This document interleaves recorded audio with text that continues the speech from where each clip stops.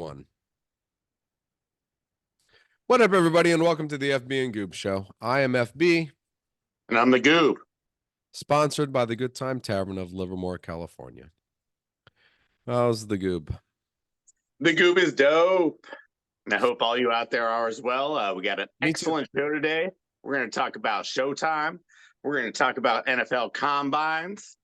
But I thought first maybe we'd start with some player safety and storming the court in college basketball, which is a ritual.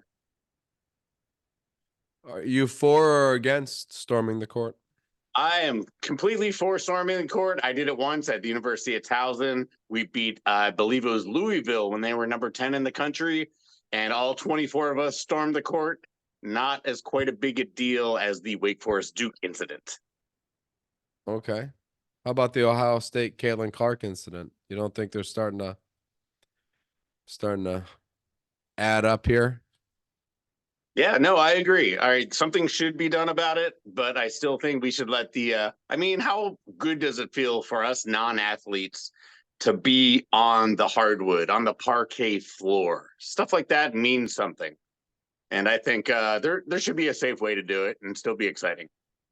I agree with you in the college lore of everything, storming the court or storming the football field. That's definitely been a huge part of my life in college sports.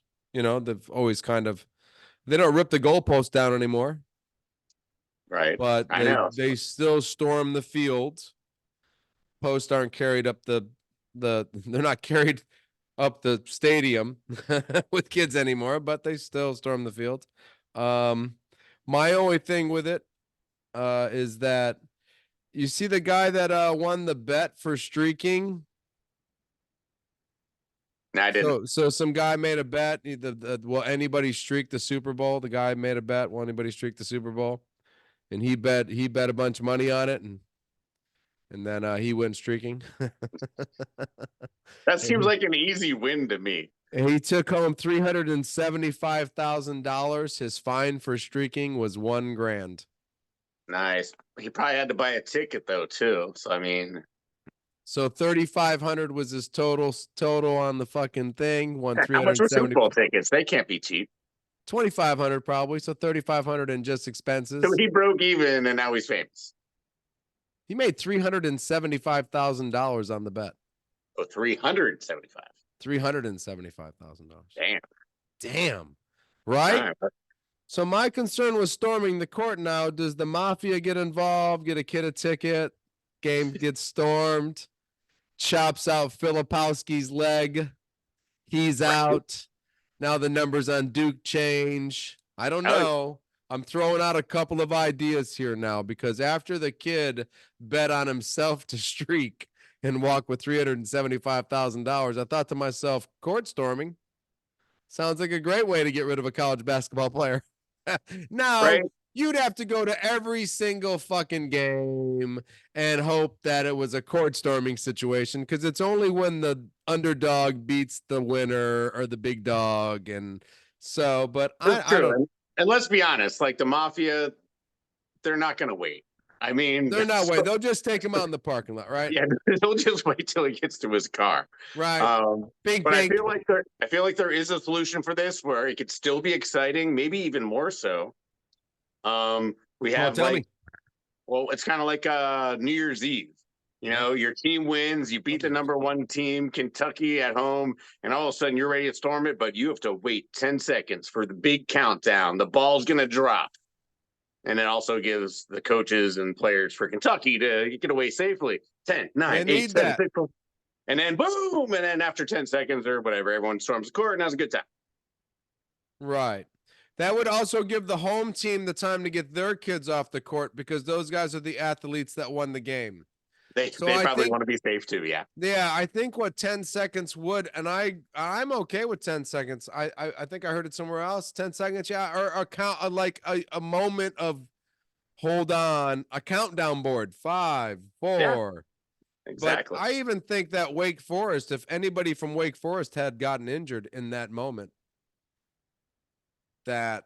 Oh no, that was the quickest court storm I'd seen in a long time. Those Wake Forest kids were out there in a flash, and yeah, stuff like that.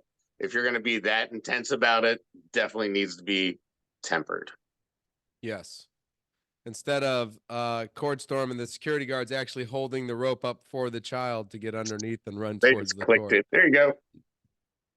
I thought it was great to see Nebraska, I believe. Was it Nebraska or Wisconsin? Somebody, Matt Rule was the coach. So whoever Matt Rule is the coach of, the football coach. Yeah, Nebraska football. He stormed the court when the basketball team won this year. And it was the ADA that started the thing. And he looked at him and he goes, should we storm the court? And he's like, I think we have to. And he's like, I guess, okay, let's do it then. You know what I mean? Like where these old guys are like, I don't think we're supposed to do this, you know? And the ADA is like, no, I think we got to do this. You know what I mean? I think we have to storm the court. I think they beat Purdue or somebody and they like storm the court. And you know, I think I under age limit to storming the court. No, hell no. If you're a 52-year-old man who has been a Wake Forest fan for years, you're storming the court too? I mean, if I'm 52 and I'm sitting there, I'm probably just going to sit there and clap. And then whoever storms the court can go around me. Okay, so if you see a 40-year-old storming the court, he's still going to the clubs, is what you're trying to tell me. He's still dancing. This year, I would storm the court. 3 years from now, maybe not. At 49 right now, I promise you, I'm just going, go Wake Forest. Good job, guys. All the kids are storming the court. I'm happy for them. That was amazing. And seriously, good job by Wake Forest. Like, forgotten all this stuff is they beat Duke and they put Carolina in first place in the ACC.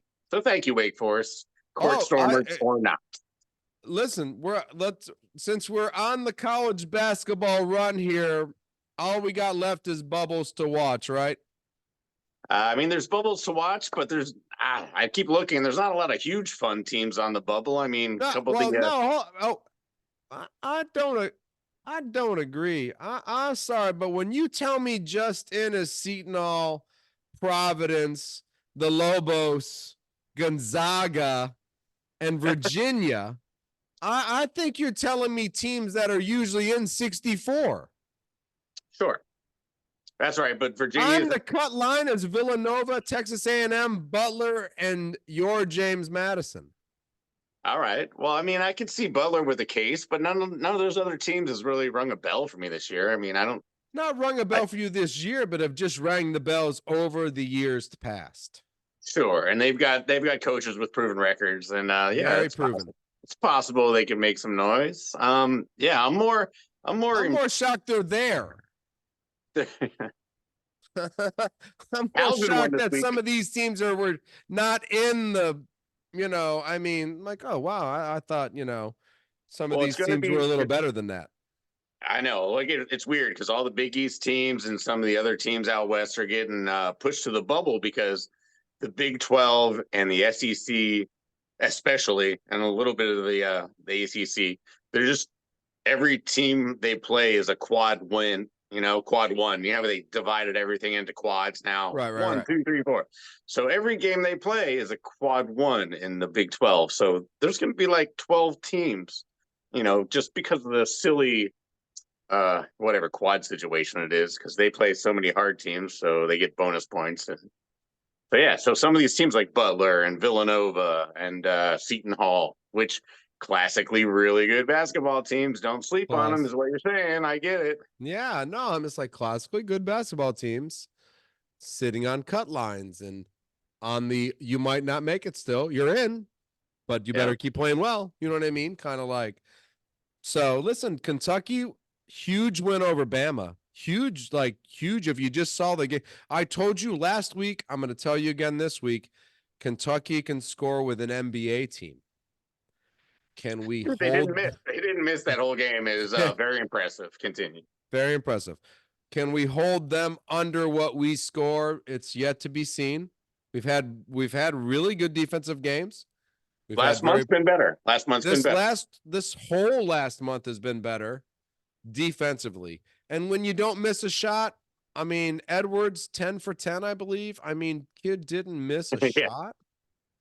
Yeah, that kid and Reeves. Reeves was what, 10 for 13, just taking it to the hoop, hitting threes. Yeah, you guys Man, got some last NBA second talent. It's shots to impressive. win the night against Miss.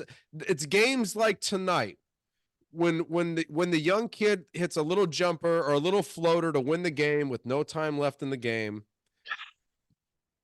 Those are the moments that take you to March Madness and allow you to win those big moment games, because every game in the 64, as you know as well as I know, is a floater in the last second to win the game. I mean, you got to have that confidence to win those You gotta games. have that confidence, You and know, that's what I like in that.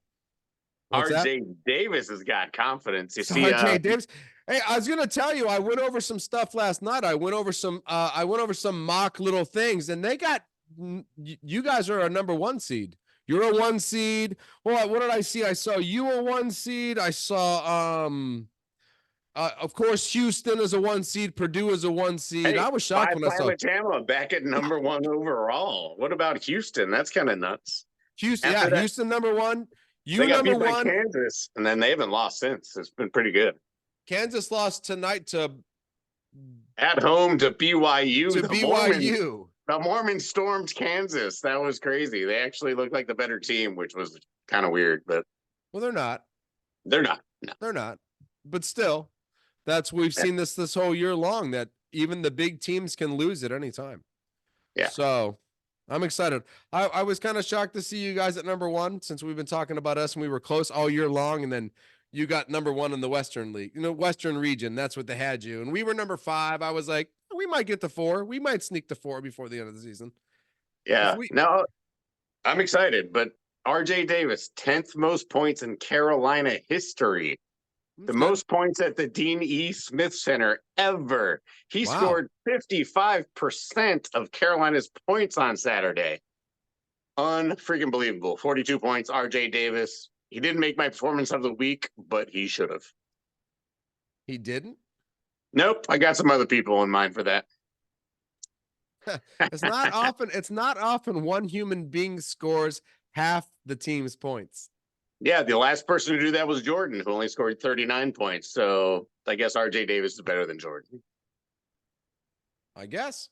I mean, that doesn't happen often. All right, so basket, it's only getting interesting now for me, to be honest with you. It's heating up. Whew. So it's cooling off in the NBA because the Knicks just beat the Pistons. Oh, man.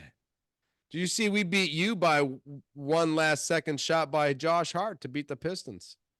Oh, I saw Detroit was hanging in that game. I did not get to see the end of it. I was hoping we would, I don't know, making it close, I guess. 111 for the Detroit Pistons, 113 for the New York Knicks. All right. On a last second shot by Josh Hart. No Brunson. Okay. No Brunson for the Pelicans. Maybe Brunson. No Brunson for the Pelicans. We got destroyed by the Pelicans. Tonight? No. A couple nights ago. Yeah. And then tonight, or no, lost tonight to the Pelicans with no Brunson. Yeah. So we lost tonight to the Pelicans by like 20 something. It was yeah, that's pretty brutal. I mean, it doesn't matter in the East anyway. Boston's just running away with it. They're up by like 7 or 8 now.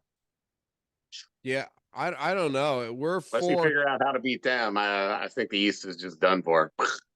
You need them to come in unhealthy. If they come in with a healthy Porzingis, he's the only one not to be really hurt yet. Embiid's gotten injured. Porzingis missed a couple weeks. Right. But Porzingis can take one of those bad ones, you know what I mean, and be out for a month. Oh, yeah. Easily.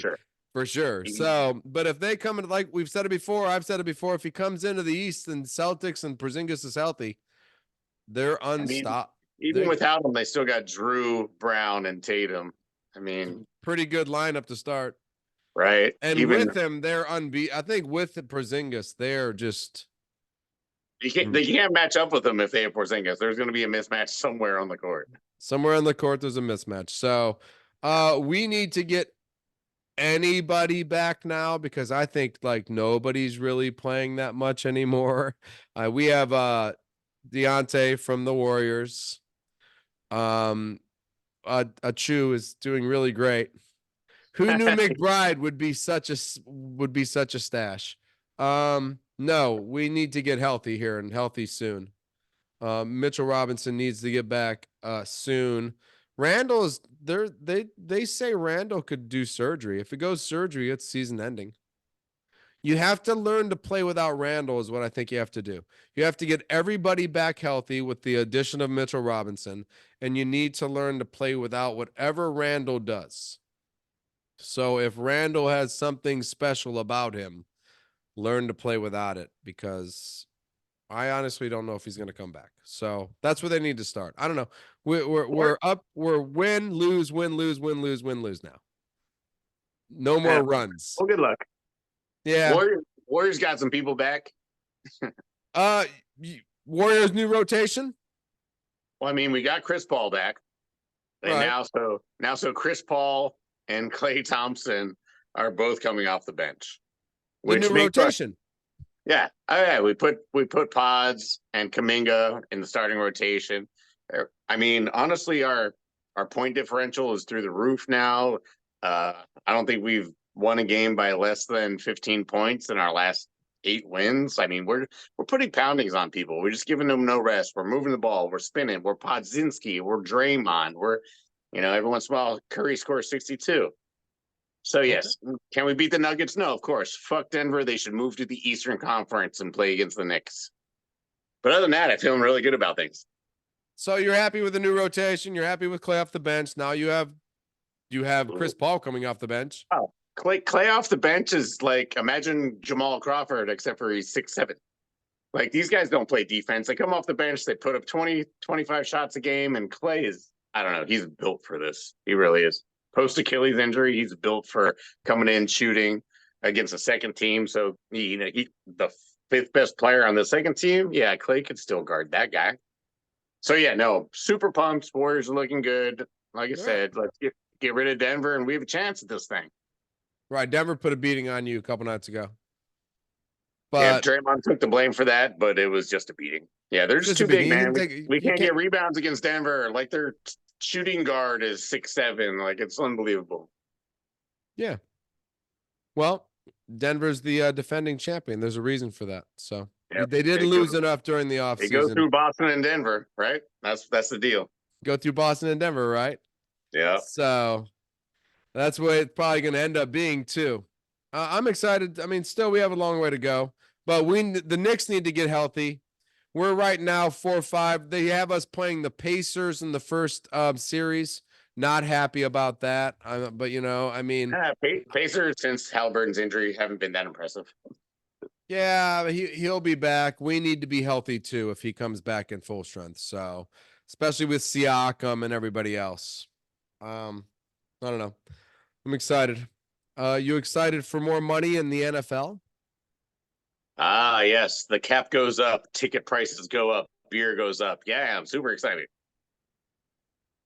Yeah, if I went to more games, that would affect me. Yeah, me too. Yeah. So, it's good for keeping players, I think. Yeah. Even though Cincinnati just turned around and franchised T. Higgins right away. Then, hey, we got more money, but T, you're franchised. Damn, I mean, that's just smart to do with him. I mean, for them. Right.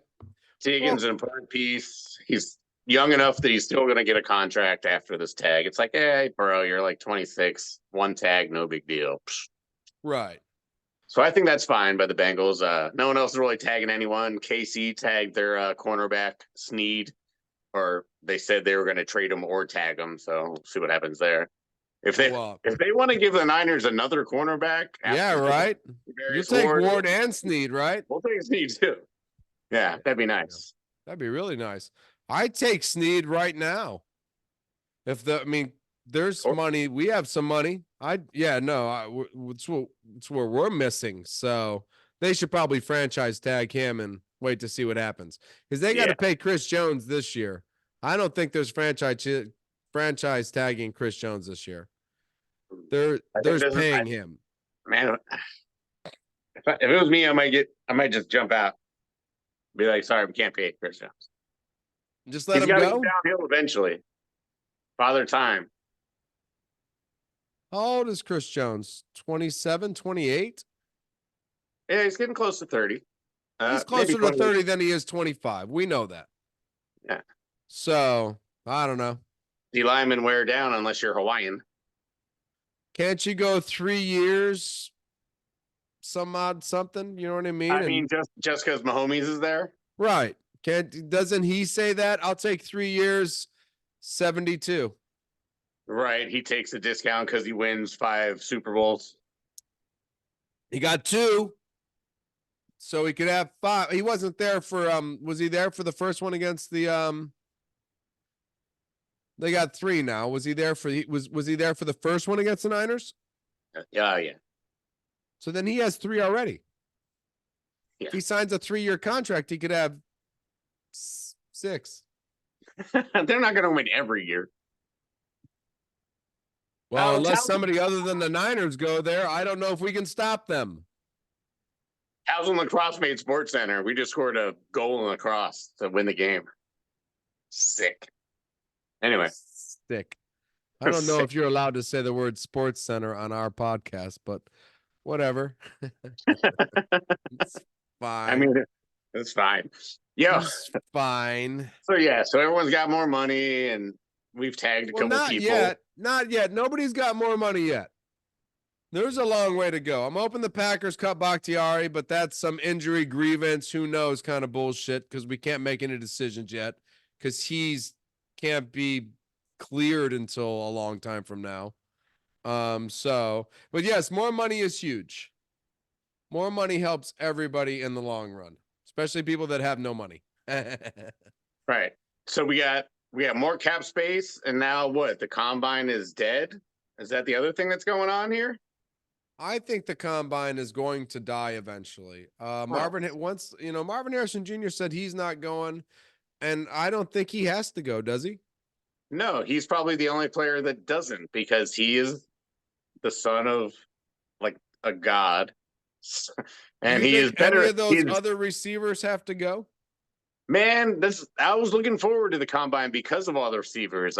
Franklin from Oregon, Oduzzi from Washington, Keon Coleman from Florida, both LSU receivers. Like, I just wanted to see him run routes, So I mean, Harrison's the best. We'll see. Hopefully the rest of them show up and see if anyone kind of separates themselves from the field as far as the number 2 receiver. I'm excited personally about the O-line testing, because the Niners need some O-lines. But actually, other than that, what we got? Terrible safeties, a couple of Miami cornerbacks. The defensive line is kind of weak. Pass rushers, we got a couple flyers.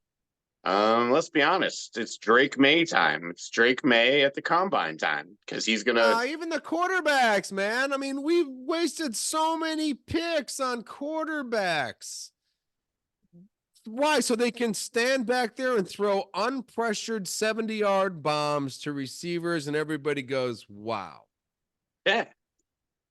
All right. Well, anyway, after this week, everyone's gonna. I love the combine too, and I don't want to take anything away from the combine, but when people start not going to it and it doesn't seem to be a big deal anymore, that's when I think it becomes a big deal.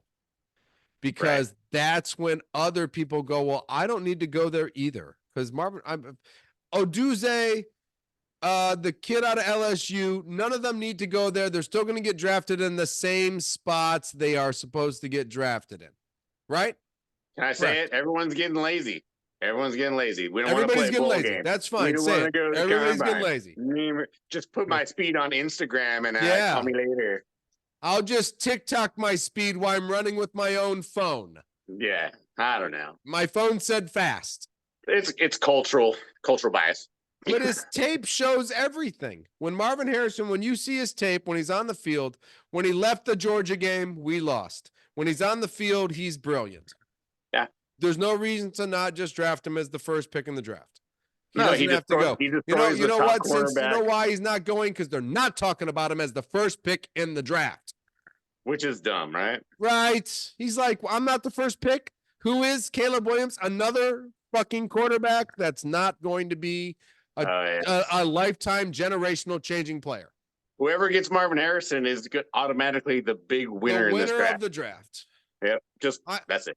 I hope the Texans get him. Somehow, some way. The Packers don't need them between the 5 we got and the other 2 we have and the 3 tight ends. We need one more tight end, I think. But hey, one more question, and this is a serious question on the NFL status of the NFL. Do you think we can now end the conversation on whether Eric Bieniemy is ever going to be a head coach in the National Football League? Very interesting question. I don't think the debate is over, but I think we understand now the difference between really good offensive coordinators and good offensive coordinators that happen to be under people like Andy Reid in this case, and Josh McDaniels, McCase, Belichick. So I think there's a difference. I mean, can you do it by yourself? I don't know. What do you think? I think you answered my question. No, Eric Bieniemy will never be a head coach in the NFL. Thank you, Goop. I appreciate you. All that you went through. You said it very well. It was elegant the way you said it. You said he needs help. He needs help. He needs help. No. So yes. So it's done. Didn't give it to him, that's for sure. The UCLA didn't even make him the head coach. They just made him the assistant head coach, offensive coordinator. Burn. Chip Kelly has done better than Eric Bieniemy over and over again. Wow, that's some brutal stuff. That is brutal stuff. You know what? Ohio State, I bet you any money, Ohio State, if they wanted Eric Bieniemy, could have had Eric Bieniemy. And instead of being the head coach of UCLA, Chip Kelly is now the offensive coordinator for the Ohio State Buckeyes. And now Eric Bieniemy is the assistant head coach, offensive coordinator of the UCLA Bruins. And I would say today or this week, as of this week, the argument is over whether Eric Bieniemy should ever be the head coach of an NFL football team. You know what's kind of funny is, and I just don't want to. The discussion should end tonight with us. This should be the last time it's talked about. Well, I mean, in the amount of time it's proven in the amount of time that it's taken the Fb and Goob Show to get 332 subscribers. Thanks, y'all, by the way, like and subscribe. Eric Bieniemy has gone from future Super Bowl coach to UCLA assistant head coach, offense coordinator. Dartboard. In the time that we have gotten 332 subscribers, had 333 today, they backed out just that. Yes. They just, in the end, they backed out before the show. It's okay. We're not mad at you. But Eric Bieniemy has gone from chances of being superstar head coach to the garbage. So the argument ends tonight. We'll never have it again. If it's ever brought up again, I prefer that you guys refer to this episode of the Fb and Goob Show to realize that the argument has ended tonight. Totally. And with what's not ended, but has just started. And with that being said, I'm getting sick of NASCAR, man. I'm getting sick of fucking my driver wrecking on the second lap, and I don't get to see him for the whole race, man. Pick a new driver. Fuck you. I really want to. I just want to go back to being a 24 fan, a Gordon fan, because the 24 team keeps doing well, but I keep seeing the 24 car go around in a circle, and I keep thinking to myself, "There's my car," because you watch that shit for 20 years, huh? Who's 24? Truex? No, William Byron. The guy that won the first race. Yeah, he won the first race. But it's not about it's not about the number on the car. It's about the driver. I wanted to like a driver. I didn't want to like a team. I'm not attached to the team. The team is some rich guy. I don't like that guy. That guy's an asshole. I'm poor. He's rich. There's no way we like each other. I'm just saying I like the driver. It wasn't Hendricks. So I didn't see Tyler Reddick for the whole race. I saw him one time. I watched the whole race, and an exciting race. Atlanta is one of the best races, man, because not about a circle. It's about a circle going 186 miles an hour and being able to turn the wheel of the tire and go anywhere you want and put your car wherever you want to at 186 miles. And everybody else is doing the same fucking thing. Man, it's just insane. the wrecks don't cause injuries like, you know, you get at the big speedways when they do all the nasty shit. And when it slides into the wall. It's just, yeah, man, it's an insane race. I don't think any of the drivers actually like that race because you're going so fast and anything could happen at any time. It did for me. It did for you, kind of. And like close to the end of the race, you got involved in something and you couldn't really recover from it. But the Butcher, top 10. You did better than I did. I got top 10. I got wrecked by Denny Hamlin and somebody else. You guys were all involved in a little scuffle. Yeah, we were running good before that, and not so good after that. So, Bastabule. Atlanta's a good race, man. It was exciting. I was able to watch almost all of that race, except I woke up with like the first 20 laps done and never saw my driver once past that point. I woke up, I was like, I wonder where Tyler's at. I was like, I didn't see him the whole race. Not one time. I saw him one time. One time they showed him, like, I was like, oh, there I am. And that was it. I was like, Jesus, that was horrible. But the finish was insane. Congratulations to Daniel Suarez for a fabulous finish. Kyle Busch for breaking the two of them apart and trying to come up the middle and get the win in the middle. The whole thing, that race that's how NASCAR really is. Intense, fast, out of control, with good finishes. That's when NASCAR is at its best. And that's what you saw at the Atlanta race on Sunday. No rain out, no rain delay. Just woke up, watched racing for 2.5 hours. Awesome. So, and like I said, congratulations, Daniel. Now it looks like Tyler and Busch we getting close to needing a win here soon if we want to see any championship. I'm all right. I'm all right. The Buscher's doing all right. You need to finish top 10 or something. Well, I've wrecked in both races. I'm getting you need close. A couple finishes. I mean, I'm not bad. I'm still ahead of people that like were in the playoffs last year. So I mean, you were in the playoffs, asshole, with me all the way to the end almost. I know we're ahead of some of those other assholes too. I hope so, because we're in trouble, boy. We need to light the fires and kick the tires. I'll tell you that much. Because the last two races have been kind of a disappointing finish for Mr. Reddick. So, if I'm not mistaken, didn't we kind of make our move like in summertime last year? Like we weren't like top 10 in the beginning. I don't remember. Nah, but we weren't too far back. We were both in that 16, 17, 18 spot. I don't believe Mr. Reddick is in that 16, 17, 18 spot right now. We're more in the 20s right now, just because of our mishaps and fails. Well, I mean, we're like the same driver, so you got to get up there with me so we could do this again. I'm a road course driver in a lot of ways, so we'll probably get a victory or two in the road courses and sneak my ass into the playoffs right after that because we get those. I don't like the super speedways. Yeah, I don't like let's get to Kansas and Phoenix, Martinsville. That's where we shine. You know what I'm saying? That's what we shine.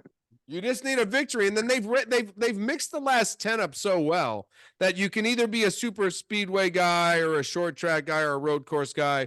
If you have 6 or 7 of the good attributes in those races, you maybe be able to skip your 2 bad races and just get by with some bullshit. You know what I'm saying? So just survive, as they would say. Just survive. Speaking of surviving, Shohei Ohtani made his debut today as a Los Angeles Dodgers in a victory that was probably led by 9 Shohei Ohtani home runs. No, that's not true, but we did win in our first ever game with Shohei Ohtani. We're going to win 5 World Series with this guy. You know that, right? This guy is a different human being, man. Baseball's different than Patrick Mahomes. That's all I got to say. No, I'm not. It's not, because we build a team around him. It's going to be a killing. Look, you had a Cy Young Award winner, Clayton Kershaw, and he couldn't win a playoff game to save his life. And we got him for 1 more year so we can get 1 more real World Series and not a fake shifty World Series. Right? That's true. You don't have any real ones with him. Hey, did you see Benchwarmer's thing on baseball with the Dodgers? No, man. What happened? Take your 1 fake ass World Series and get the hell out of here. Even he made fun of it because they were talking about baseball teams. What have you done? And the Dodgers are like, yeah, we're fine. And he's like, no. What have you done? And it's like, we got Ohtani. What what have you done other than let down your fucking fans every year in the playoffs? He's like, that's right. Really good. Benchwarmers crushed the Dodgers. I thought I sent it to you. If I didn't, I'll find it. But Shohei Ohtani is he's ready. Shohei Ohtani is ready. Hernandez is back. And Kiki's back. I know. You guys are hilarious with that guy. He's the clubhouse leader, man. It's not like he's worked so far. Energy. He's the leader in the clubhouse, man. For what? You haven't won anything with him. You've had him 8 years and he hasn't won nothing. Yeah, we've won dance-offs. Yeah. Yeah, we've done dance-offs, and I think that's just as fucking important as winning World Series is a dance-off. And we own the food truck. I won dance-offs against other food trucks.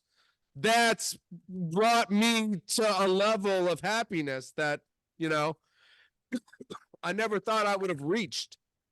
I like it. I'm just saying. Yeah. So what do you got in baseball? You got anything in baseball? You got nothing to top my Shohei Ohtani?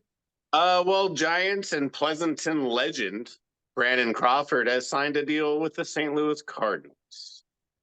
So good luck, Brandon Crawford, on your year not hanging out in the Bay Area. I mean, shout out to the kid from Pleasanton. Hey, shout out to the kid from Pleasanton. Fuck yeah, P-Town, baby. Other than that, let's see here. Video High School. Oh, our homeboy Harrison, the lefty that was a rookie last year. 2 innings, 4 strikeouts, no hits. Looks sharp. He's probably going to be our number 2 starting pitcher, Kyle Harrison. Behind who? The Webb? Oh, yeah. Okay. Now we'll see what happens after that. 3 through 7 starters, we don't know. Yeah. No clue. Well, I don't have much more in baseball. I know Shohei Ohtani played today, and I know we signed back Kiki. So other than that in baseball, I can't wait for it to start. Yeah, we're still watching pitchers, catchers. It's fun, but it's not worth mentioning yet. Unless someone gets hurt. Speaking about watching pitchers and catchers, you got any performers of the week? I do. And I know I mentioned that rednecks were going to be pissed off. Or if I didn't, I should have. But you did not mention it. Go ahead. All right. This is a PSA to all white people around the world. Beyonce has topped the country music award charts. First Black woman ever to own the #1 spot on the country music charts. Suck it, rednecks. Beyonce's the bomb. Really? Performer of the week. She's the first ever Black artist to beat. Wow, I would have never. That's crazy. Well, go Beyonce because she rocks. So I mean, all she's got to do is sing a country song. Shit, she'd probably be the best hair metal band if she went out there and just sung a hair metal band song. Shit, why not? Imagine her in the leather and the fucking right, long hair. I'd vote for that. For sure, I'd vote the hell out of that. So good for her. So is that your performer of the week, Beyonce, rocking the country charts? Well, I thought I'd mention a little hockey also. My other performer of the week is American hockey player Austin Matthews. 50 goals, fastest since Mario Lemieux in 1995. Austin Matthews is killing it. So he's also one of my performers of the week. Oh, yeah. I said Futurama, too. You know, I love Futurama. It's my favorite cartoon of all time. I know. All right. So I'm going to mention the guy. The Penguins have just traded for Emil Bernstrom. Oh, that's Wernstrom. Does that ring a bell? Yeah, that's Dr. Wernstrom. Yeah, it's the old guy's nemesis or whatever, basically. Yeah. Yeah, that's the guy that kicked him out of the Getting the Award Society. Yeah, exactly. Wernstrom. Yeah. You son of a bitch. So we got Bernstrom now. You got Bernstrom. I mean, that's Wernstrom. We got Futurama luck is what I'm hoping. Go Penguins. Oh man, anytime you can get some fried luck, you're good to go. You know what I'm saying? Yeah. My performer of the week, my son, took the field this week. Told me, what did he say? Happy to be out there, Dad. Man, didn't miss many hits. You know what? Hit really well. Such a little contact hitter. Man, he's got that middle swing. Doesn't go up. Little Altuve. Yeah. He doesn't do that. doesn't have that lifting up swing. He's got that little making contact. That's where you start. Moving the batter, moving the runners, kind of just making contact, making shit happen, man. I was like, and even the coach was like, man, he just hits the ball every time. I was like, he's a low contact hitter. So that's excited for him. That's my performer of the week for getting his little ass back out there and being excited to be out there and making good contact. I was excited for that. I love when the boy has fun. I love it. Me too. I like it when he has fun and it doesn't involve his fingers on a fucking joystick. I know, my favorite team's sick these days, but get outside. I would prefer that his Fortnite team wasn't as sick as it is, but right, yeah.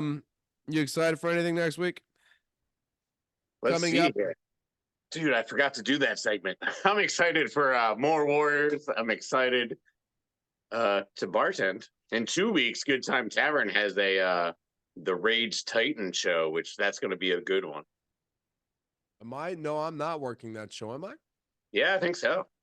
Ooh, I'll be excited to work the Rage Titan show. Hope that's the last band, because that's the only way I'll see them.